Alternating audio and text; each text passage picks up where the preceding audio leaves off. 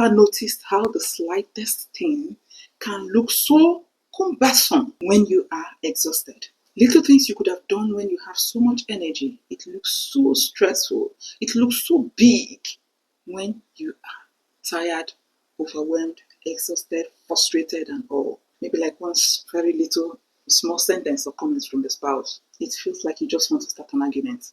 You just want to say a lot of things. You just want to start arguing for no reason. And this may end up leaving your spouse confused. Like, what's wrong have I just said?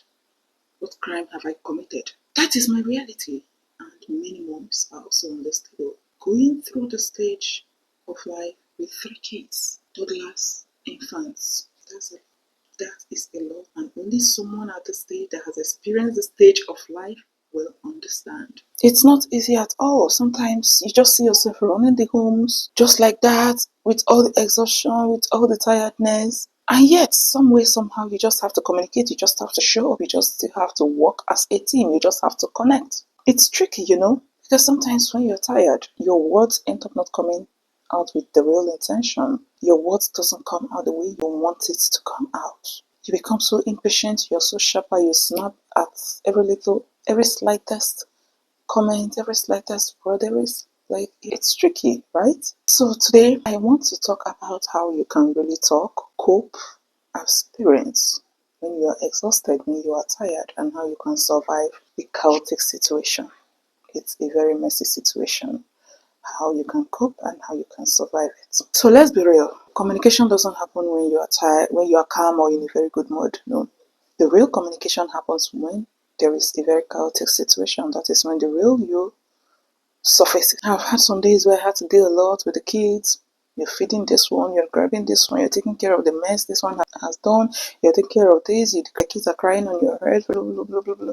And one comment from your spouse that is not even helping to encourage your situation can end up turning your whole mood to the ground. Some, it happens at night. For some, it happens in the morning.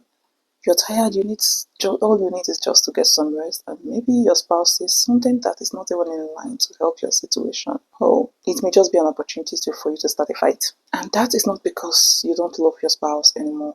It's because your energy is gone. Because you are so tired and you are helpless. You can't do anything about it. This is not just happening to me. I know a lot of moms are also experiencing this. A lot of parents have also been in this kind of situation from time to time, on daily basis, from week to week. The reality is exhaustion, being so exhausted and tired, definitely can change how you react to a very normal situation. Even how you hear things. It sounds different when you are tired and exhausted. So, in the real sense, I want to say that communication is not just about words. It's about timing, the mood, the energy, how you present the things you're saying, especially the time at which you're presenting. It matters a whole lot. Most times it's not about what you've said. It's about the situation surrounding the whole communication. So many moms are in this situation. I keep saying it. You're tired, you're exhausted. A very little comment or some extra demand or suggestion from your spouse can make you feel like the whole world has ended. That is not real you speaking. That is the frustration, the restlessness, the tiredness, the whole exhaustion that is leading to maybe your outburst or your reaction to the situation, which on a normal day wouldn't have been the way you would react. So every kind simple suggestion will end up feeling like someone is criticizing you. And it's real, it's normal. You are not alone if you feel this way. So here is the thing. It's not about whether you are wrong or right. I think you just have to take a pause and rest from a place of awareness, not the place of tiredness or the place of exhaustion. You have to be self-aware of your situation. Don't just respond with the exhaustion. Don't just respond with the tiredness.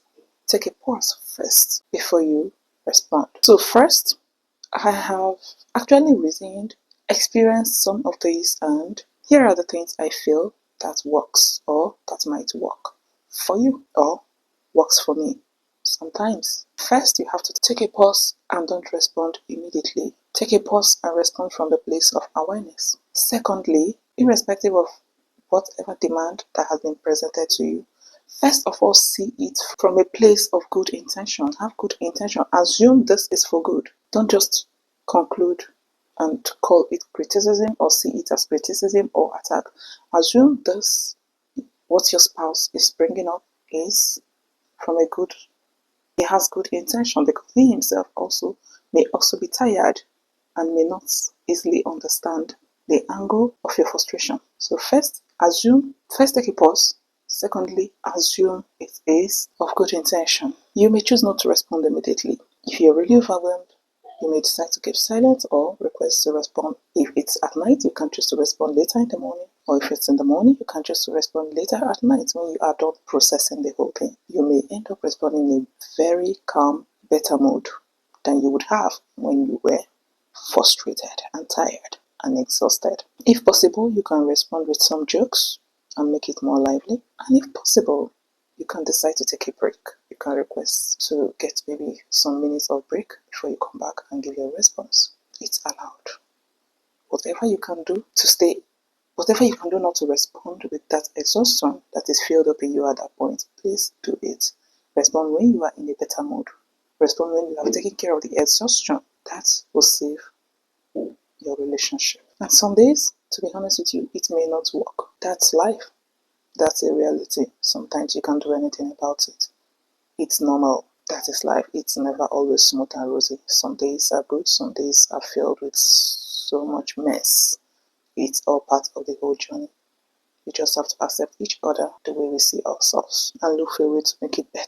And another beautiful thing is you will notice it. Motherhood will make you become very much aware of all the snaps, all the frustration, all the arguments, all the fights and everything. Motherhood will make you realize those things, those faults. But you know what? You have to fix it because the children will see it and you wouldn't want it to affect them or reshape their mind. So you have to learn to fix it. So whatever you can do is really important to save the situation. Every pause, every break you take, every choice you make, every decision you make matters. It's really important, not just for us as a spouse, but also for the children. So you need to be self-aware. You just need to have that awareness in you. Whichever way you have to do it, you just have to make it work. You don't want your children to see you fighting all the time. So if you're watching this and you feel exhausted most time as a mom, I want you to know that you are not alone. Some days can be messy, some days can be really chaotic, but it's possible to fix it and continue going. It's really possible.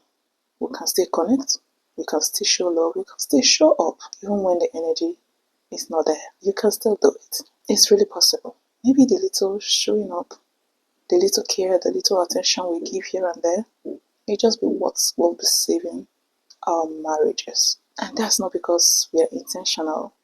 That's not because we are perfect. No, it's because we are intentional about it.